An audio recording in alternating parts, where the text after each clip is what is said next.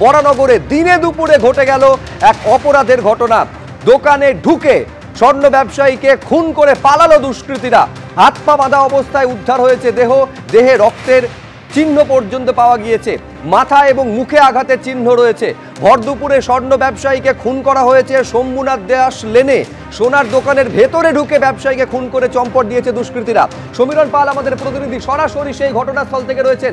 আমি দেখতে পাচ্ছি খুব স্বাভাবিক সমীরণ যে ভর দুপুরে যদি এইরকম একটা ঘটনা ঘটে যায় এলাকায় আতঙ্ক ভয় একেবারে দানা বাঁধবে, কিন্তু কখন কিভাবে ঘটলো এই ঘটনা?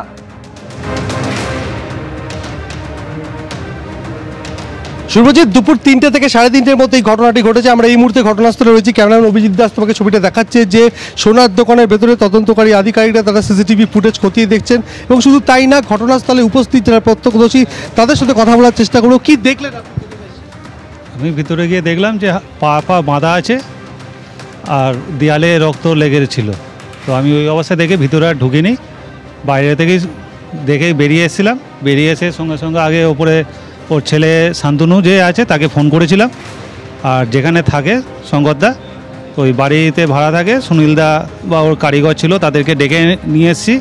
ততক্ষণে আরও 2-1 জন চলে এসেছিলো এবং সবাই মিলে গিয়ে তখন ভিতর থেকে গিয়ে ওই জল ফল দিয়ে দেখলো যে না, জ্ঞান ফ্যান ছিল না। ওই অবস্থাতে করে জানলেন এই ঘটনাটা ঘটেছে? ঘটনাটা দেখলাম হচ্ছে আমি পাশে সবেমাত্র দুপুরবেলা খাওয়া দাওয়া করে এসে দোকানে ঢুকেছি, দোকানে বসেছিলাম, পাশেরটাই আমার। তো ওখানে বসার পরে উল্টো দিকে এই লালটুদা বলে যে দাদা থাকে, ওই দাদাই এসে আমাকে ডাকলো ভাইবো ভাইবো করে, দিয়ে বললো যে একবার চেন দোকানে দেখতো, কোনো কিছু সমস্যা হয়েছে মনে হয়।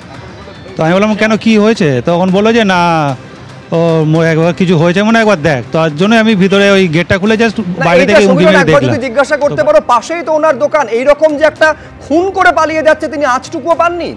বললাম যে লালটুদা এরকম দেখলাম। তো বললো যে তাহলে ওখানে ডাকাতি হয়ে গেছে।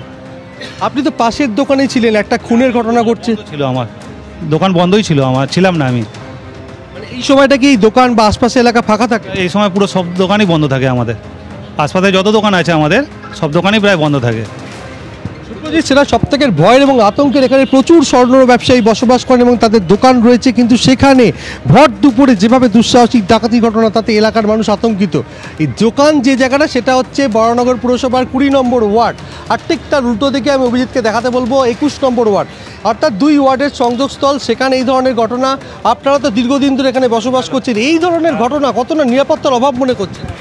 নিরাপত্তা অভাব তো বুঝতেই পাচ্ছেন যে কী অবস্থা। এখানে পুরো এই অঞ্চলটায় সোনার দোকানের আছে, সবাই কাজ করে মোটামুটি প্রচুর এই অঞ্চলে, প্রত্যেকটা ঘরে ঘরে সোনার দোকান আছে। তার মধ্যে এইদিকে দেখছেন এরা একটা বড় দোকান, ওইদিকে একটা বড় দোকান, এরকম বড় দোকান সবাই রয়েছে এখানে।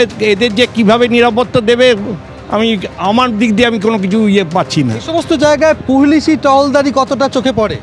না, এখানে এই পুলিশি টহলদারি আমরা দেখতে পাই না। এর মধ্যে কেন আজ এখানে আসে না সেটা আমরা জানি না। আপনারা এখানে পুলিশি টহলদারি কতটা? না, এখানে পুলিশি টহলদারি হয় না। কেন, এমনি হয়নি ডাকাতি খুব একটা, সেই জন্য হয়তো এরপরে হয়তো হবে, তেমন কিছু হয় না বলেছে। মানে রাত্রিরে মাঝে সাঝে হয়তো গাড়ি আসে টাসে, পুলিশের গাড়ি, কিন্তু এমনি রেগুলার এমনি টহল দিনের বেলা কিছু হয় না, এখানে টহলদারি কিছু হয় না। এরকম একটা ঘটনা ঘটলো, কতটা?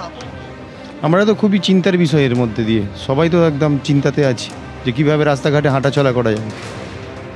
ঘটনার সূত্রপাত তোমাকে বলি যে এই শঙ্কর জানা তার ছেলে বর্তমানে দিল্লিতে রয়েছে, এবং সিসিটিভি ফুটেজে সে যখন দেখতে পায় যে তার পুরো ব্ল্যাক হয়ে গেছে, এরপরে সে প্রতিবেশীদের সঙ্গে যোগাযোগ করে। এরপর জানা যায় যে তার বাবা রক্তাক্ত অবস্থায়, হাত পা বাঁধা অবস্থায় পড়ে রয়েছে। এরপর পুলিশের পক্ষ থেকে তার তদন্তে উঠে আসছে 5 জন দুষ্কৃতী এসেছিল, তারা ক্রেতা সেজে ভেতরে ঢোকে। এরপর ওই শঙ্কর জানাকে হাত পা বেঁধে তাকে পুরোপুরি আটকে রেখে সমস্ত সোনা লুট করেছে। ঠিক কত পরিমাণ সোনার গহনা লুট করেছে এখনো অন্ধকারে, পুলিশের পক্ষ থেকে ভেতরে তদন্ত চালানো। আমি এইখানে দর্শকদের একবার দেখাতে চাইবো, যখন এই যে দোকানের ব্যবসায়ী, দোকান মালিক, তার ছেলে এই মুহূর্তে দিল্লিতে রয়েছেন, তিনি সিসিটিভি নজরদারি করেন এবং তিনি যখন দেখছেন যে ক্যামেরা বন্ধ হয়ে গেছে, ঠিক আগের মুহূর্তের একটা ফুটেজ এই মুহূর্তে আপনাদের সামনে রেখেছি। পুলিশ সূত্রে যেটা জানা যাচ্ছে যে 5 জন তারা এসেছিলেন, তার মধ্যে 3 জন ভেতরে ঢুকেছিলেন, ক্রেতা সেজে ভিতরে ঢুকেছিলেন, বাইরে 2 জন অপেক্ষারত অবস্থায় ছিলেন। কিন্তু তারা কারা, কোথা থেকে এসেছিল এবং তারা এই মুহূর্তে কোথায় পালিয়ে গেল, তাদের সন্ধান করছে পুলিশ।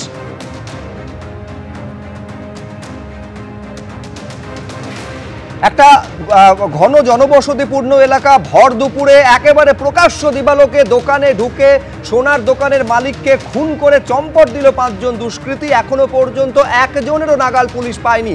বুঝতে পারছেন যে স্থানীয় বাসিন্দারা তারা একেবারে ভয়ের মধ্যে রয়েছেন, আতঙ্কের মধ্যে রয়েছেন। পুলিশের ভূমিকা নিয়ে প্রশ্ন উঠছে, তার কারণ এলাকায় নিয়মিত পুলিশের টহলদারি হয় না বলে তারা অভিযোগ করছেন। এখন আমি আমাদের আরেক প্রতিনিধি আবির দত্তর সঙ্গে যোগাযোগ করতে পেরেছি। কোনো আইডেন্টিফিকেশন, কারা তারা, কোথায় পালিয়েছে, তদন্ত কত দূরে এগোলো, অনুসন্ধান কত দূরে এগোলো পুলিশের? আবির, দেখো, এখনো পর্যন্ত যেটা জানা যাচ্ছে ওই দোকান মালিক তিনি একাই ছিলেন এবং এই যে ঘটনা যখন ঘটে তখন ঠিক দুপুর 3টে, অর্থাৎ এই ভর দুপুর এবং উৎসবের মরশুম। এখনো পর্যন্ত আমরা দেখেছি যে রাস্তায় লোকজনের সংখ্যা অত্যন্ত বেশি এবং ঘন জনবসতিপূর্ণ অঞ্চল, এখানে একাধিক বিল্ডিং, সেখানে ফ্ল্যাট, সেখানে প্রচুর মানুষ বসবাস করেন, সেখানে এই ধরনের ঘটনা ঘটে গেল। কিন্তু যে ঘটনা যখন ঘটলো এই সোনার দোকান খোলা অবস্থায়, তার ছেলে তিনি সম্ভবত ঘুরতে গিয়েছেন দিল্লিতে, তার সিসিটিভি অ্যাক্সেস তার কাছে রয়েছে, সেই ছবি দিয়ে তিনি অ্যাসিস্ট করতে পারেন পুলিশ আধিকারিকদের। কিন্তু এই যে হিনিয়াস ক্রাইম হয়েছে, অর্থাৎ ডাকাতি এবং তারপরে খুন, সেই ঘটনা যারা ঘটিয়েছে তারা কি মুখ ঢাকা অবস্থায় ছিল নাকি তাদের পরিচয়, তাদের মুখ খোলা অবস্থায় রয়েছে, সেই ক্ষেত্রে তাদের আইডেন্টিফিকেশন অত্যন্ত জরুরি। এবং এই ঘটনা শুধুমাত্র এখনো পর্যন্ত একটি সূত্র থেকে যেটা জানা যাচ্ছে যে ওই ব্যক্তি হাত খোলা অবস্থায় ছিল, পা বাঁধা অবস্থায় ছিল এবং তার মাথায় মুখে কিন্তু আঘাতের চিহ্ন রয়েছে এবং তাকে শ্বাসরোধ করে প্রথমে খুন করার চেষ্টা এবং তারপরে ভারী কোনো বস্তু বা ধারালো কোনো বস্তু দিয়ে তাকে খুন করার চেষ্টা। এবং তিনি সম্ভবত বাধা দিতে কি গিয়েছিলেন যখন এই সোনার গয়না বা অন্যান্য অর্নামেন্টস যেগুলো কোনো না কোনোভাবে ডাকাতি করার পরিকল্পনা করে তারা ডাকাতি করছিল, সেই সময় বাধা দেওয়ার সময় কি এই ধরনের ঘটনা?